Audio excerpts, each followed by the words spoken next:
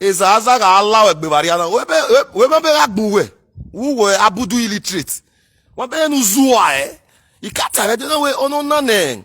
Ne no gina do recruiter again na ne no gi recruit na ikata we there yo. Na we get na on a severa. On a say what ye on a say what ye again on reference a perigold because a perigold even once on forget on what is a perigold again na ni me wa beg na ono na no wa zuana no wa bi yori ana sunwu e de be wo horo wa wa bi yori ana sunwu e de be wo horo wa lare we lare ye meta ma we mo don prince ye meta mo we me gege gwa gwa so awo ki o ba we do ase we do support we bo gagbon we ji e wa ge ye wa send the video gun me si na wo se we be gagbon even with the video nu we the video nu we e ba no to na be ti we ma ya wo se video nu we e ba no to na ti we eko wa mi agbera bi juwe wa we do no wa mi anagele gbiyan wa ekeni ajere do ana tie wewe ari 100,000 to na we 100,000 gira won be nu tamotun we 100,000 di gbagbe we 100,000 di gbagbe abudu illiterate abudu illiterate we 100,000 di gbagbe na 100,000 tenera na ovi ogwe na gbel gini din de no 100,000 we to bu me mi ogweri egiyan otun no na mi ogweri elade owo di gbagbe be gina be nu wo wa we bu we be video nu we mo be video nu we mo be nu etalo video we do wu malake do edogi ma oso na paye dore wu malake do edo oso na paye dore bi ni ire do ma wa support yere no ri oba okay we aga we na yore do gwali god of send go gwe wa salu a de pe wo horo wa wege gbuwe we mo be nu we ji uwe ye na akpu na de kabati ya sok we be gbuwe abi no dey look us ya you know we ikawa again na no gedo recruit na again na ono na agwo si se peri godin we nu ya gun emi pe nu tagba ge mani be share ni video nu ya gun egun wa ge mani sharu ya ka share me o we era gi share otun no go no ga gun egun na be share o ye kokobiri nu mu yu o wa na be share we ge nu we ji we no dey blade ya gbe to ke la video we no who no shape very shapeless human be you must say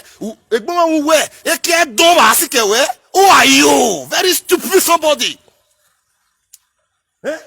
oh me gu yore gun iyo we yore me wan we yore be video me because o ge ma tata ma ye mata ma we eni ko gba no hu no if you no get gwa who ya lo biri e ge ya me ya ta video na abete zaza la ra bi ju egbe we e no say here why ka lock up because e no there e no ge ga we bedo o ma no esunu na o ma no esunu me we egbon we e no ge associate with e ma ni support o yo ba ya do observe no ge se here no ge here we no e no ge here support no sense na e no ge support no sense na that means no social media cast DJ me ogwo gbijuwa e ga na ma no gugun lare emi ka ogbijuwe abi o gbera gbijuwe mo na yo dey share this video as I dey talk so uwe won we head we support our odogu no ma edo odogu edo a we me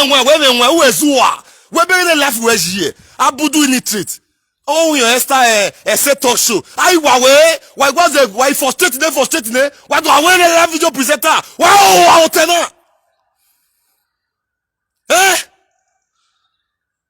no me when we frustrating who see you no say you don't frustrate when you don't even have dressing code a to why la bedroom we blade yakake to we get to no move wetin we to as a real human being why do I forward to support Yori who support Yori eni ka wo si wa Yori koto who wa Yori asun wu e do pe ohoro wa egrede de gbe ata anybody no support ogun oba who wa ya lo biri o tawe bona ye matama na we mo kifesa e mo kifesi ere agu na wedo egbo no support mo kife si ase aye ya lo biye e mata mu ebi ma iye olo wa ya gbera ebe do ye mata no ji e olo wa ya gbera gen we tabunu umala kedo o si enu apa ye dore imala kirie do egbo wa we no get support egbo wa we let me see what is going on megbe get no get support we no age the social media no ma cast ogbo gbijua awe we no wa lo tena we no zuwa ikaba bere we ona no wala dia na again na ye bi na vera wa ge de ya behave if no tagba o wa gwan na ozuwo otun no ho tie wewe o wa me gbije we baba wo wa yen ni o de 1000 giyan owo ti gbagbe uda o mo kokobiri iwo wa we abegu we to we mo bofedu we la jete kokobiri no wa mo kokobiri iwo wa mu igbo yo wa do agbiye do gwani ya no wa o wa wo tena unu vi igbo vi do sota we na gele ave nwa unu ave nwa unu vi igbo ori vi do sota ewe bona do vi igbo no we bere we wo vi do o vi igbo na lo mu fie de o ye do na lo fue de relationship we mi de a we mi de udo miewe o vi igbo na bo vi do iye do pe relationship iye do he jomo we mi de a e di abite di hu maya abi ogun gbiju aven ni meune aven ni ya pe na mu ye do ni ria na wela ke wela ke see after they see this video mo na yo dey share am I yo dey parrot this mother say see that video say who be this cow who when me go when we be video me because he get ma tata mi ya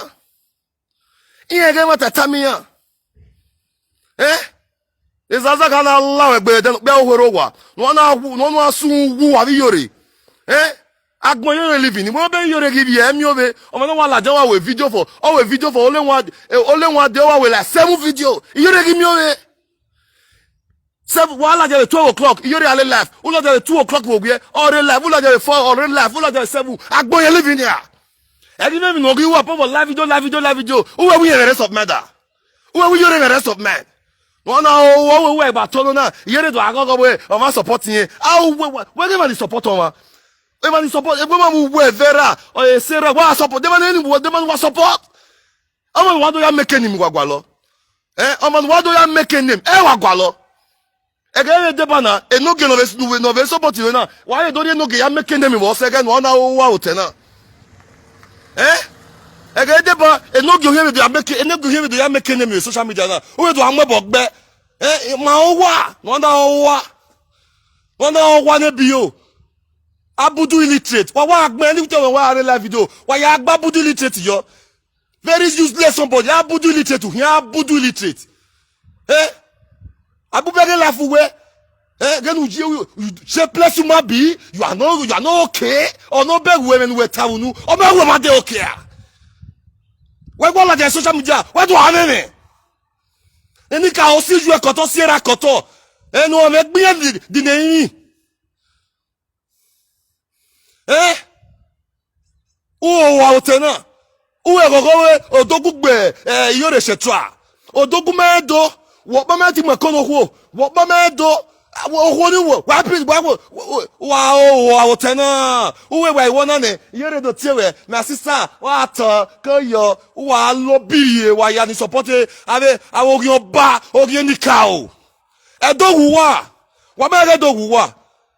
edogu wa ma ge do begu wa men wa ya le support ni da edogu wa which useless fool ehwemuwe to ina akpuna re kabadi asok very easy shapeless umabi shapeless what is already no la live video me we to there get to mula live video we no who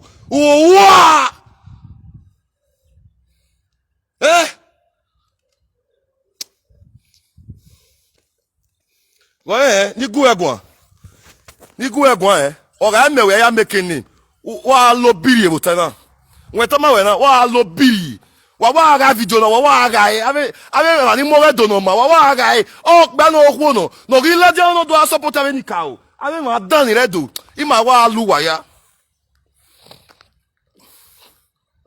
won itana I ma wa lu wa ya men wa ya support me mi dan e do ima wa luwa uwe wi yore go wa eni yore la mi ya le ke do la dia o do gbo sa o gbe mi la le bo we problem yore ja we problem yore je ba o ma na gi mi o le mi o le o we 7 video we there 8 video we there uwe wo mi o ya